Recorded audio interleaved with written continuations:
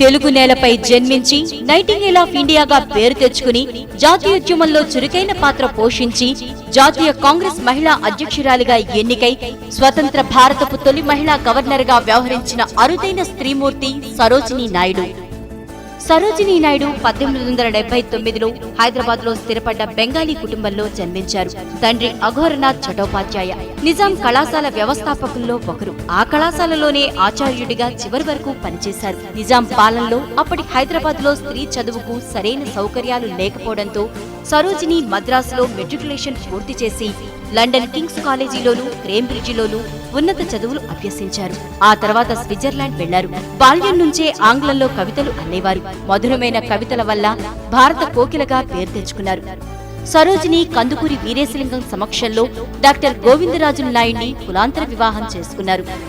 1905లో జాతీయోద్యమంలో ప్రవేశించాక భారత రాజకీయ రంగంలోని కీలక ఘట్టాలన్నింటిలోనూ పాలుపంచుకున్నారు. సరోజినీ నాయుడు స్వరాజ్య నినాదంతో భారతదేశమంతటా పర్యటించి ప్రజలను సమీకరించారు. 1925లో కాన్పూర్లో జరిగిన కాంగ్రెస్ మహాసభకు అధ్యక్షురాలిగా ఎన్నికయ్యారు. కాంగ్రెస్ మహాసభలకు ఒక మహిళ సారథ్యం వహించడం పరాధీన దేశంలో అదే మొదటిసారి. ఉప్పు సత్యాగ్రహంలో గాంధీజీతో పాటు దండికి బయలుదేరిన సాహసి. గాంధీ నెహ్రూల అరెస్టు తర్వాత సరోజినీ నాయకత్వం కింద ఉప్పు కొట్టాల మీదకు వెళ్లిన సత్యాగ్రహుల బృందాన్ని ఆపేందుకు పోలీసులు ప్రయత్నం చేసి చివరకు ఆమెను అరెస్ట్ చేశారు. 1937 ఎన్నికల్లో పాల్గొని దేశమంతా తిరిగి ప్రచారం చేశారు. ఆ తర్వాత క్విట్ ఇండియా ఉద్యమంలో పాల్గొని అరెస్టయ్యారు. దేశం స్వతంత్రమయ్యాక ఉత్తరప్రదేశ్ గవర్నర్ గా పనిచేశారు. Golden threshold, the bird of time, the magic tree, broken wing వంటి రచనలు చేశారు.